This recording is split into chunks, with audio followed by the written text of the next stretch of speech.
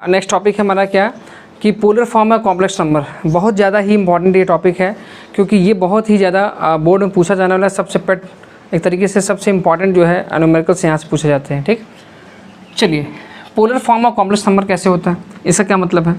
इसको बनाने के लिए सबसे पहले हमें क्या करना होगा, हमें लेट करना होगा।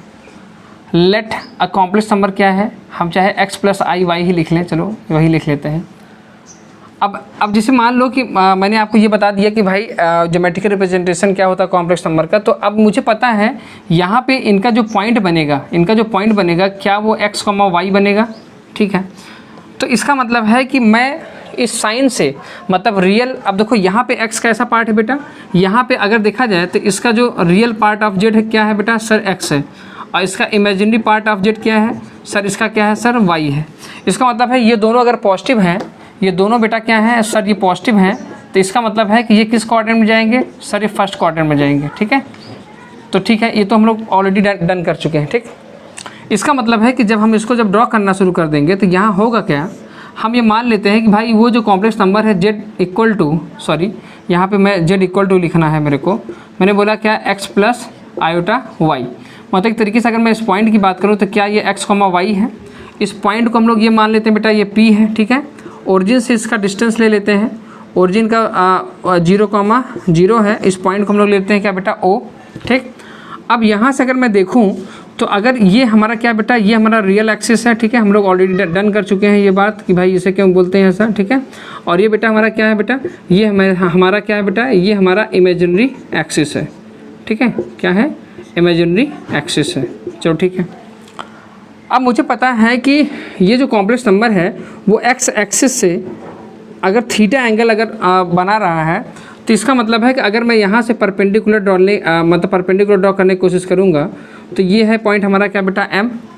तो इसका मतलब है कि ये जो डिस्टेंस है ये तो भाई x हो गई। ठीक है भाई, कोऑर्डिनेट हम लोग ड्रॉ करना था, हमको आता ही है। ठीक है, ये क्या है बेटा, ये हमारा x है और ये क्या है x कोऑर्डिनेट है, और ये वाला अगर हमको कोऑर्डिनेट अगर निकालना है तो ये क्या है बेटा, ये हमारा y है। ठीक है, अगर मैं यहाँ पे ये शो करने की कोशिश करूँ कि अगर मैं ट्रायंगल्स को ले लूँ क्या भाई, इन ट्रायंगल, क्या ट्रायंगल ओ एम और पी। ठीक है, क्या हो रहा है भाई, एंगल m = क्या हो जाएगा सर 90 डिग्री हो जाएगा। क्या हो जाएगा सर 90 डिग्री हो जाएगा। ठीक है, इसका मतलब है हम यहाँ पे ट्रिग्नोमेट्रिक रेशियोज निकाल सकते हैं। चलो हमने निकालने की कोशिश की, हमने क्या लिखा, हमने लिखा सबसे पहले लिखा क्या भाई सर, हमने लिखा sin θ हमने sin θ क्या लिखा सर, हमने sin θ लिखा क्या सर, परपेंडिकुलर अपॉन क्या होता है सर, हाइपोटेनस होता है। क्या होता है सर, परपेंडिकुलर अपॉन क्या होता है सर, हाइपोटेनस होता है। ठीक है, तो इसका मतलब है कि अगर ये थीटा है तो ये परपेंडिकुलर हुआ और ये क्या है बेटा हाइपोटेनस है। तो अगर ये यहाँ पे अगर 90 डिग्री है तो ऑब्वियस बात है सर यहाँ पे क्या होगा, तो सर यहाँ पे तो हम लोग ऑलरेडी डन कर चुके हैं सर, यहाँ पे रियल पार्ट का स्क्वायर और प्लस क्या होगा इमेजिनरी पार्ट का स्क्वायर। क्या ये चीज़ हम लोग सही जा रहे हैं। ठीक है, ये चीज़ आप समझ पाए। ठीक है, तो इसका मतलब है कि अगर देखा जाए तो और इसी डिस्टेंस को क्या होता है, ये जो मॉडुलस ऑफ जेड होता है इसे हम लोग बोलते हैं क्या, √x² और प्लस क्या होता है सर y² होता है। और इसी को हम लोग क्या बोलते हैं सर, इसी को हम लोग r, मतलब r क्या है, r is the distance between the origin and the points. मतलब मॉडुलस ऑफ जेड को हम लोग किससे रिप्रेजेंट करते हैं बेटा, r से रिप्रेजेंट करते हैं। ठीक है, तो ये हो जाएगा r = क्या हो जाएगा सर, यहाँ पे x² और प्लस y² हो गया। अब यहाँ अगर देखा जाए तो परपेंडिकुलर का जो डिस्टेंस है भाई, अगर थीटा परपेंडिकुलर क्या है बेटा सर, यहाँ पे y है, और y अपॉन अगर इसको देखा जाए, अगर हम इसको अगर r कंसिडर करते हैं तो y अपॉन क्या हो जाएगा सर, r हो जाएगा। इम्प्लाइज दैट अगर मुझे y की वैल्यू चाहिए, देखो हम लोग यहाँ पे पोलर फॉर्म को फाइंड आउट करने की कोशिश कर रहे हैं। ठीक है बेटा, तो y = क्या हो जाएगा, अब देखो r को इधर मल्टीप्लाई कर दिए तो हो जाएगा क्या, r sin θ हो गया। ठीक, तो ये इसी तरीके से हम लोग y की वैल्यू निकाल लिए। सेम इसी तरीके से हम लोग क्या करेंगे बेटा, हम यहाँ पे लिखेंगे क्या cos θ। ठीक, cos θ होता है क्या बेटा, बेस अपॉन क्या होता है हाइपोटेनस। ठीक, अब बेस अगर देखा जाए तो बेस क्या है सर, बेस हमारा x है और हाइपो क्या है हमारा r है। तो अगर इम्प्लाइज दैट अगर हम यहाँ से x की वैल्यू निकालने की कोशिश करें तो ये हो जाएगा क्या बेटा, ये हो जाएगा r cos θ हो जाएगा। ठीक है, ये हो गया। अब अगर ये जो पहला वाला जो हमारा जो इक्वेशंस है, ठीक है, वी नो, ठीक है, हम क्या जानते हैं भाई, वी नो हम जानते हैं कि z इक्वल टू क्या है, z इक्वल टू है x प्लस आयोटा y हो गया, ठीक है। अब यहाँ पे x और y की वैल्यू हम लोग निकाले हुए हैं, ठीक है, हम लोग यहाँ प्लेस कर देंगे। अब x क्या है बेटा, यहाँ पे x है r cos थीटा और plus iota r sin theta, ठीक है।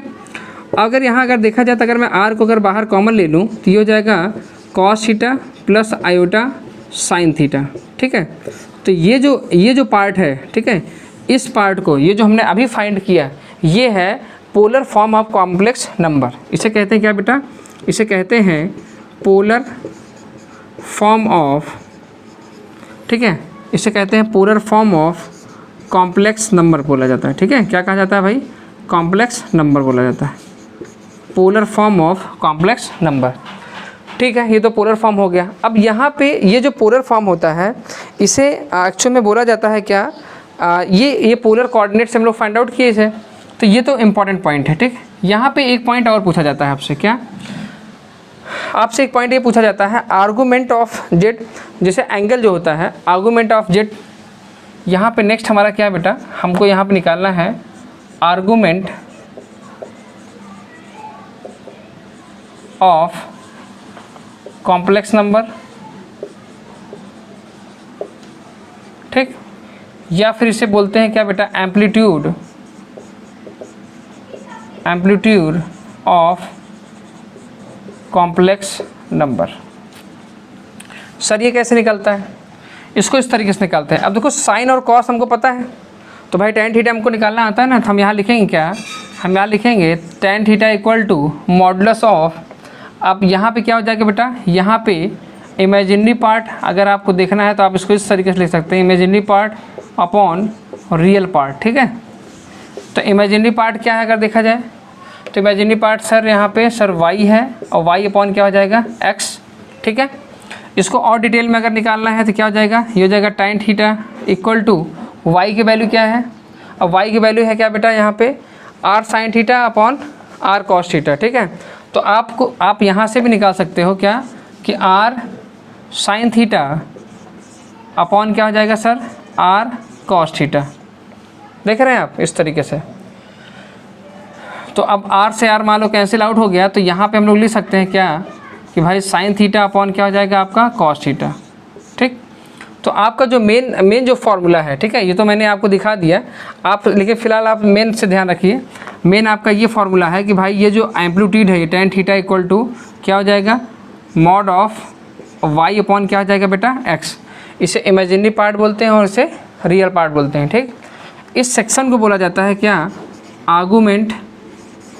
आर्गूमेंट ऑफ जेड या फिर एम्पलीट्यूड ऑफ जेड पढ़ा जाता है, ठीक है।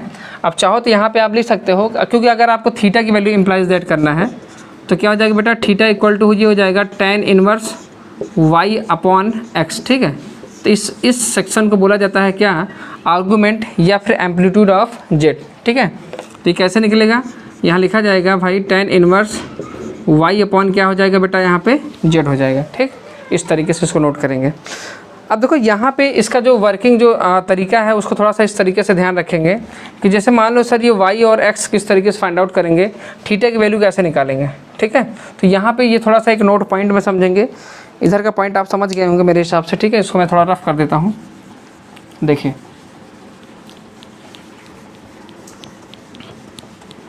देखो एक थोड़ा सा एक प्रोटोकॉल्स बना लेते हैं कि इसको किस तरीके से ध्यान रखेंगे कि थीटा की जो वैल्यू है उसे कैसे लिखा जाए, ठीक है। देखिए एक न्यूमेरिकल से भी मैं आपको समझाऊंगा। जैसे यहाँ पे एक ट्रिक है उसको थोड़ा सा ध्यान रखेंगे, वो क्या है ट्रिक, जैसे हमको पता है कि भाई ये जो पूरा कोऑर्डिनेट है इसी में ही कहीं ना कहीं आपका कॉम्प्लेक्स नंबर पड़ेगा।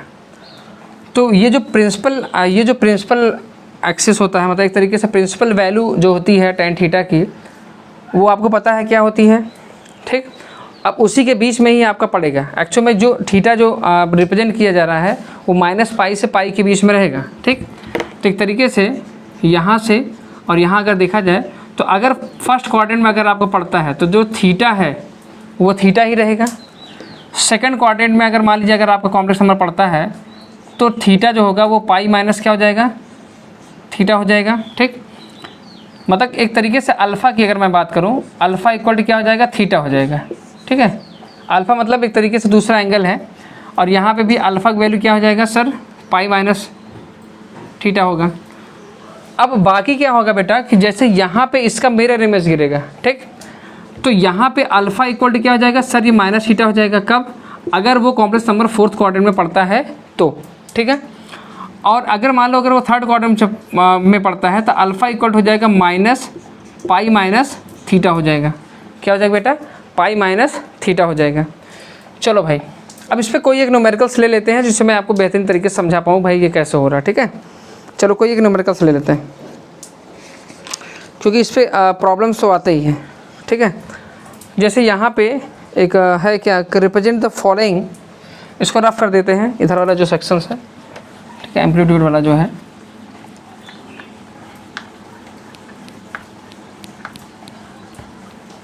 देखिए क्वेश्चन ये है आपका कि रिप्रेजेंट द कॉम्प्लेक्स नंबर्स, क्या है बेटा, एक प्रॉब्लम्स लेते हैं जिससे ये क्लियर हो। क्या है, रिप्रेजेंट द कॉम्प्लेक्स नंबर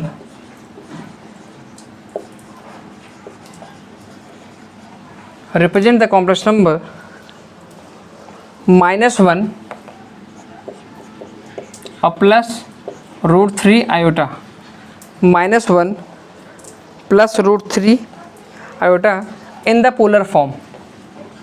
ठीक है, in the polar form, in the polar form.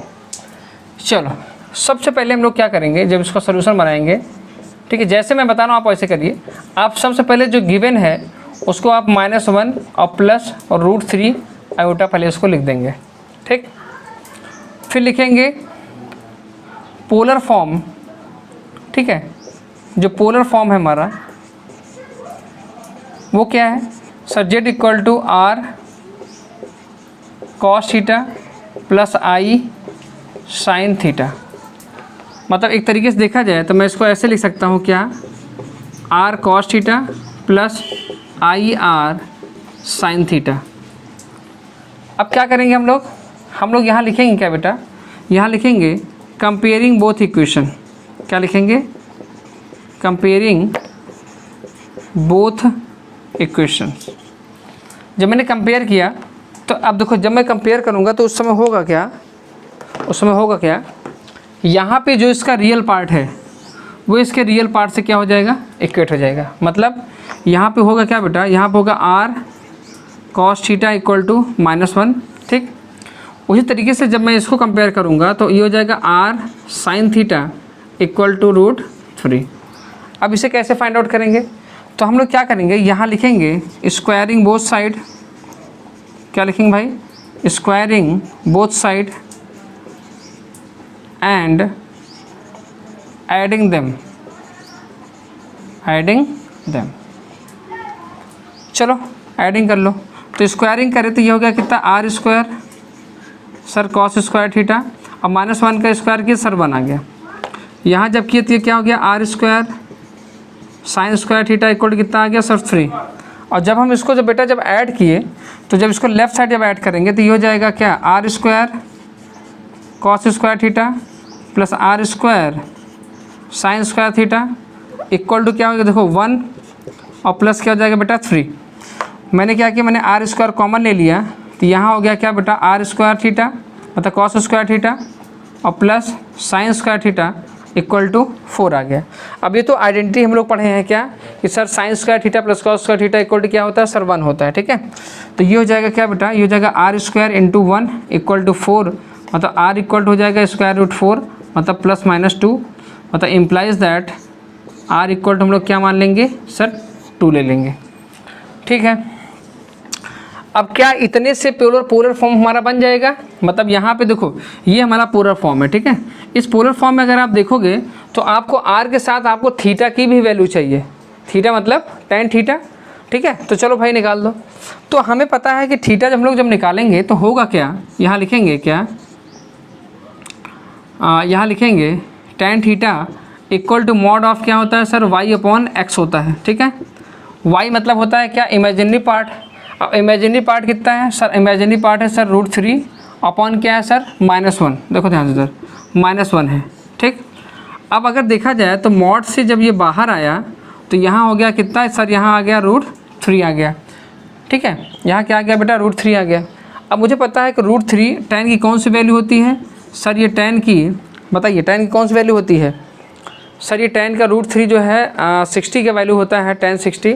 और tan 60 को अगर मैं रेडियन में अगर मैं चेंज करूँ तो वो क्या होता है बेटा, वो होता है π/3। क्या हो जाएगा सर, वो π/3, 3 6 18, हाँ ठीक है, ठीक है। तो अब अगर मैं tan को कंपेयर कर लूँ तो थीटा इक्वल टू क्या हो गया सर, ये π/3 आ गया, ठीक। तो इसी को बोलते हैं क्या बेटा, इसी को बोला जाता है क्या, argument of z equal to π/3, और इसी को हम लोग एम्पलीट्यूड भी बोलते हैं, ठीक है। चलो अब हमको क्या मिल गया बेटा, हमको थीटा मिल गया, हमको r की वैल्यू मिल गई। तो हम लोग डायरेक्ट यहाँ प्लेस कर सकते हैं, नहीं, अभी एक काम और करना है, क्या, हमें ये चेक करना है कि भाई ये कॉम्प्लेक्स नंबर किस क्वाड्रेंट में है। तो यहाँ लिखेंगे, अब देखो यहाँ अगर देखा जाए तो यहाँ पे जो पहला है बेटा वो क्या है, माइनस, मतलब रियल पार्ट का जो साइन है माइनस है, और इमेजिनरी पार्ट का साइन क्या है बेटा, प्लस है। तो माइनस और प्लस किस क्वाड्रेंट में होते हैं सर, सेकंड में। तो यहाँ लिखेंगे since complex number z lies in second quadrant, क्या होता है भाई सर, सेकंड क्वाड्रेंट। तो अगर सेकंड क्वाड्रेंट में है तो अल्फ़ा इक्वल टू होता है क्या, π-θ। अल्फ़ा इक्वल टू क्या होता है सर, π-θ होता है। तो अब यहाँ पे क्या हो जाएगा भाई, पाई अपनी जगह पे है और थीटा की वैल्यू कितना है सर, π/3 है, ठीक। इसको सॉल्व कर लिए, जिसको सॉल्व कर लिए तो ये हो गया 3 और पाई माइनस हो गया तो ये होगा 2π/ कितना आ गया सर, 3 आ गया। तो एक तरीके से, इस तरीके से हम लोग फाइंड आउट करेंगे, मतलब यहाँ पे अब अल्फ़ा कितना आ गया सर, यहाँ पे 2π/3 आ गया, ठीक। तो अब लिखेंगे क्या, द पोलर फॉर्म, यहाँ लिखेंगे क्या बेटा कि polar form of complex number, ठीक है। ज़्यादा लेक्चर लंबा नहीं ले जाते हैं हम। अब देखो अल्फ़ा, मतलब यहाँ पे एक तरीके से अब यहाँ हम लोग थीटा को अल्फ़ा कंसीडर करेंगे, क्योंकि देखो इस तरीके से कंडीशन जब रहेंगे तो हमें इस तरीके से करना होगा, ठीक। या फिर आप इसको उल्टा भी बोल सकते हैं, π-α कर सकते हैं, लेकिन कोई बात नहीं, आप इसी तरीके से रखेंगे, कोई कन्फ्यूजन नहीं होगा। तो अब मेरे को पता है कि भाई z इक्वल टू सर होता है क्या, r cos theta plus IR sin theta, ठीक। तो अब मेरे को तो यहाँ मैंने अल्फ़ा की वैल्यू निकाला है, तो भाई कुछ ऐसा नहीं है, हम लोग उसको ऐसे बोल सकते हैं sir, z equal to r cos alpha और प्लस IR sin अल्फ़ा, ठीक है। तो अब चलो वैल्यू रखो, तो z की वैल्यू कितना है सर, z की वैल्यू 2 है, तो सर हो जाएगा cos सर 2π/3 plus i into 2 into sine 2π/3, ठीक है। तो हमने क्या किया, हमने यहाँ 2 को कॉमन ले लिया, तो हमारा जो आंसर आ गया cos 2π/3 और प्लस i साइन 2π/3, ठीक है। तो ये आपका z, ये आपका फाइनल आंसर होगा, ठीक। तो कहने का मतलब है कि देखो पोलर फॉर्म वाले कॉन्सेप्ट में ये जो मैंने आपको ट्रिक सिखाई है, ठीक है, इसको आप बिल्कुल भूलेंगे नहीं, क्योंकि यहाँ पे कन्फ्यूजन इसी बात को लेके होता है कि सर ये कैसे हो रहा है, ठीक है। तो आशा करता हूँ चीज़ें बिल्कुल आपको समझ में आई हैं। देखो सबसे पहले करेंगे क्या, सबसे पहले जो कॉम्प्लेक्स नंबर है उसको पोलर फॉर्म से सबसे पहले इक्वेट कर देंगे, इक्वेट करने के बाद स्क्वायरिंग बोथ साइड प्लस कर देंगे, r की वैल्यू आ गई, ठीक। अब जब लोग जब आर्गूमेंट जब निकालेंगे तो वहाँ हमें tan theta equal to mod of y/x होता है, ठीक है। y मतलब इमेजिनरी पार्ट और x मतलब होता है रियल पार्ट, वहाँ से थीटा निकाल लेंगे। अब जो थीटा आएगा वो एक नॉर्मल थीटा है, मतलब वो नॉर्मल एंगल की वैल्यू है, लेकिन ये डिपेंड करेगा किसके ऊपर, कॉम्प्लेक्स नंबर किस क्वाड्रेंट में लाई कर रहा है। तो सेकंड क्वाड्रेंट में लाई कर रहा है। अब सेकंड क्वाड्रेंट में क्या होता है कॉन्सेप्ट सर, π-θ होता है। तो अल्फा की वैल्यू हम लोग निकाल लिए, यहाँ से 2π/3 हो गया और सीधा हम लोग जो है अपने इक्वेशंस में प्लेस कर दिया और we get the final answer, ठीक। तो चलिए, अभी तक अगर आप बने हैं तो मैंने कोशिश की पूरी इसी तरीके से समझाने की, अगर कोई बात है तो उसको चैट बॉक्स में बिल्कुल लिखिए आप, ठीक है। चलिए, अधिक से अधिक लोगों तक आप शेयर करिए। Thank you.